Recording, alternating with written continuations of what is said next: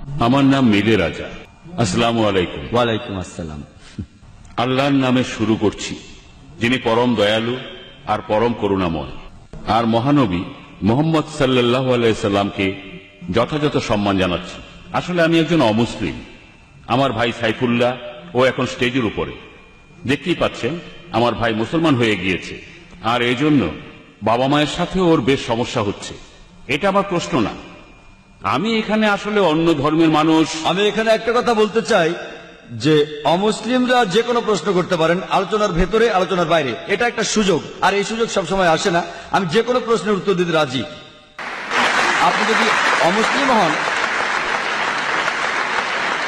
আমি সানন্দে আপনার প্রশ্নের উত্তর দেব, আলোচনার ভেতরে আলোচনার বাইরে, যে কোনো ধর্ম, যে কোনো প্রশ্ন।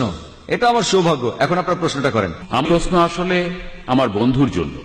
আমার বন্ধু একজন শারীরিক প্রতিবন্ধী। তার প্রশ্ন হলো, স্রষ্টা কেন মানুষকে পঙ্গু করে পৃথিবীতে পাঠান?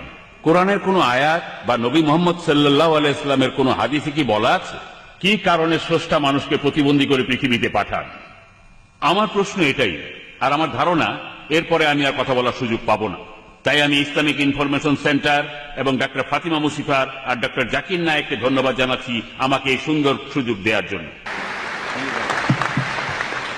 কেন, কি কারণে আল্লাহ কিছু মানুষকে পৃথিবীতে পাঠান পঙ্গু বানিয়ে?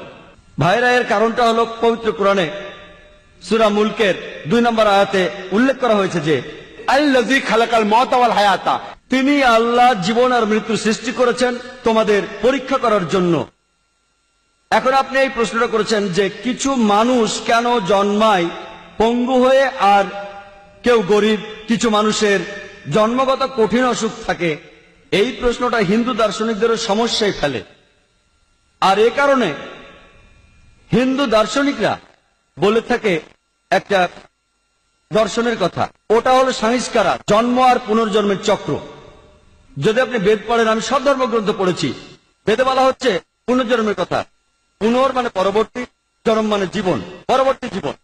এমনকি পুরানো মৃত্যুর পরের জীবনের কথা বলা হয়েছে, তবে সেটা বেদের মতো না যে জন্ম তারপর মৃত্যু, আবার জন্ম আবার মৃত্যু, আবার জন্ম আবার মৃত্যু, এমন কোন চক্র নেই। কিন্তু হিন্দু ধর্ম দর্শনের একটি প্রধান ভিত্তি হলো কর্ম। প্রত্যেক কর্মই আবার নির্ভর করে ধর্মের উপর। এর একটা অ্যাকশন আছে, রিয়াকশন আছে। আর এর উপর ভিত্তি করে হিন্দু ধর্মের দার্শনিকরা মনে করেন যে সম্ভবত আগের জীবনে এই লোকগুলো কোন অন্যায় করেছিল, তাই এই জন্মে তারা পঙ্গু হয়ে জন্ম নিয়েছে।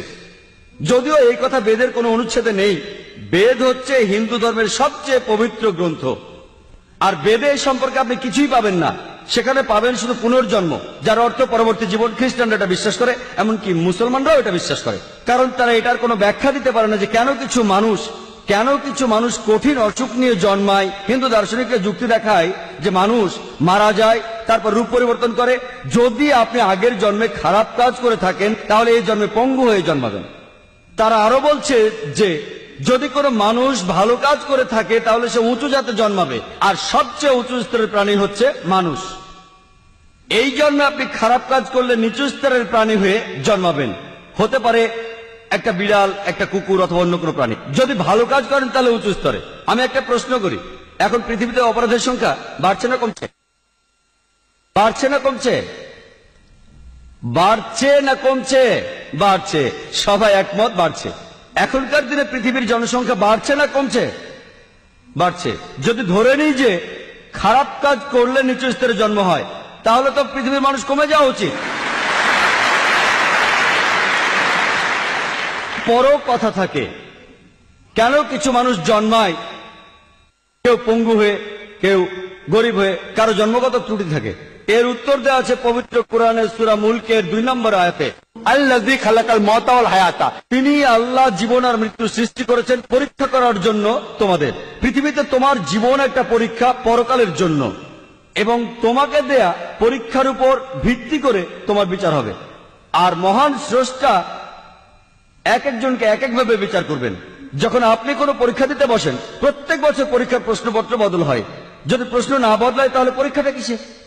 প্রতি বছর প্রশ্ন বদলাবে। একইভাবে আল্লাহ সুবহানাহু ওয়া তাআলা বিভিন্ন মানুষকে বিভিন্নভাবে পরীক্ষা করেন। তিনি কিছু মানুষকে সম্পদ দেন, আর যদি কাউকে সম্পদ দেন, ইসলামী শরিয়া বলে আপনার অতিরিক্ত সম্পদের 2.5% দান করে দিতে হবে, যেটাকে বলা হয় যাকাত।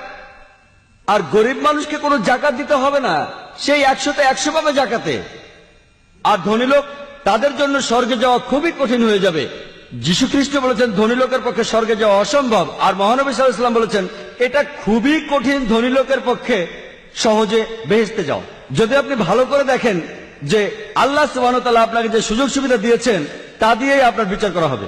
যদি আপনাকে সম্পদ দেন তাহলে জাকাত দিতে হবে, যদি সম্পদ না থাকে কোনো জাকাত দিতে হবে না।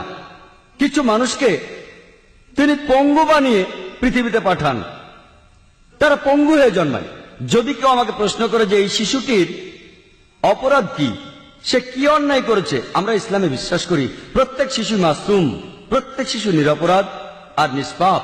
কিন্তু যখন সে এভাবে জন্মাচ্ছে, হতে পারে যে আল্লাহ কোরআনে বলেছেন তোমার সম্পত্তি, তোমার সন্তান, তোমার স্ত্রী হলো তোমার জন্য পরীক্ষা।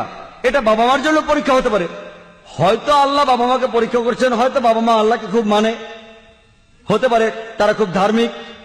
এখন আল্লাহ তাআলা তাদের আরো কঠিন পরীক্ষায় ফেলেছেন যে এবার তোমাদের সন্তানকে পঙ্গু বানালাম। স্রষ্টা দেখতে চাইছেন এখনো সেই বাবা মা আল্লাহকে বিশ্বাস করে কিনা। আর পরীক্ষা যত কঠিন, পুরস্কারও তত বড়।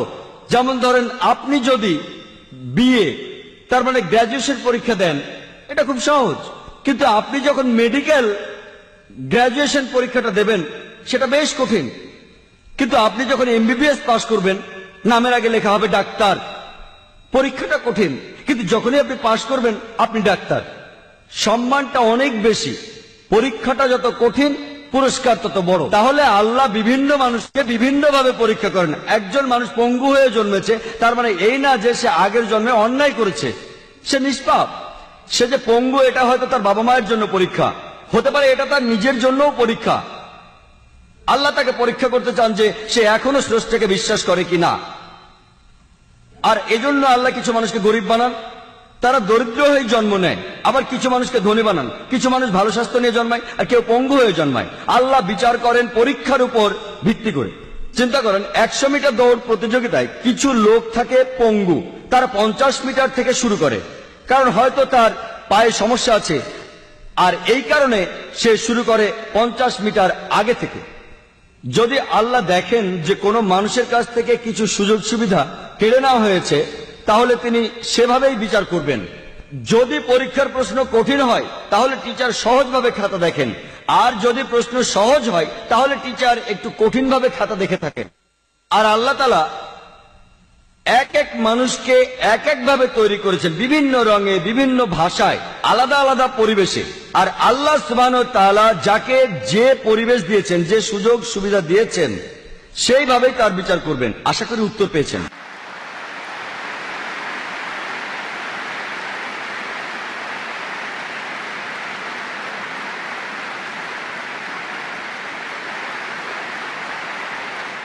আমার নাম সাবা, আমি একজন স্টুডেন্ট। আমি আপনাকে একটা প্রশ্ন করব জাকির ভাই। একজন পুরুষ বেহেশতে গেলে হুর পাবে, অর্থাৎ আয়তলোচনা সুন্দরী সে পাবে, কিন্তু নারী বেহেশতে গেলে সেখানে সে কি পাবে?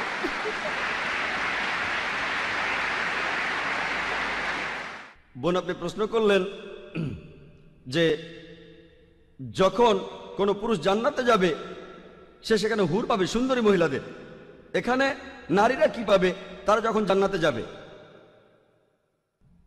পবিত্র কোরআনে এই হুর শব্দটার উল্লেখ আছে সব মিলিয়ে মোট 4টি জায়গায়। পবিত্র কোরআনে সূরা দুখানের 54 নম্বর আয়াতে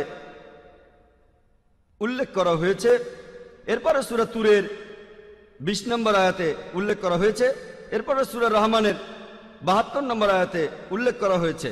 আর সবশেষে সূরা ওয়াকিয়ার 22 নম্বর আয়াতে উল্লেখ করা হয়েছে। আর এখানে বেশিরভাগ অনুবাদে, বিশেষ করে উর্দু অনুবাদে, এই হুর শব্দটার অনুবাদ করা হয়েছে যে সুন্দরী মহিলা। যদি এই হুর শব্দটার অর্থ হয়ে থাকে সুন্দরী মহিলা, তাহলে মহিলারা জান্নাতে গিয়ে কি পাবে? সত্যি বলতে এই হুর শব্দটা হলো বহুবচন, এক বচনে হাওয়ার, যেটা পুরুষের জন্য প্রযোজ্য, আর হাওয়ার এটা নারীদের জন্য প্রযোজ্য। এখানে আসলে হাওয়ারের চারিত্রিক বৈশিষ্ট্য বোঝানো হচ্ছে। এর অর্থ বড়, সাদা, সুন্দর চোখ। এখানে বিশেষ করে সাদা চোখের কথা বলা হয়েছে। একই ধরনের আরেকটা শব্দ রয়েছে আজওয়াজুন মুতাহারাতুন, কোরআনের অনেক জায়গায় আছে। সূরা বাকারার 25 নম্বর আয়াতে উল্লেখ করা হয়েছে এবং সূরা নিসার 57 নম্বর আয়াতে উল্লেখ করা হয়েছে। এখানে বলা হয়েছে আজওয়াজুন মুতাহারাতুন, যার অর্থ সঙ্গী বা সাথী। মোহাম্মদ আসাদ এই হুর শব্দটার অনুবাদ করেছেন স্বামী বা স্ত্রী, আর আব্দুল্লাহ ইউসুফ আলী তিনি অনুবাদ করেছেন সঙ্গী। তাহলে হুর শব্দটার অর্থ সঙ্গী বা স্বামী বা স্ত্রী। এটার আসলে কোনো লিঙ্গ নেই। পুরুষরা জান্নাতে গেলে ভালো মহিলা পাবে যাদের চোখ বড় আর সুন্দর, আর মহিলারা পাবে ভালো পুরুষ যাদের চোখ বড় আর সুন্দর। আশা করি উত্তরটা পেয়েছেন।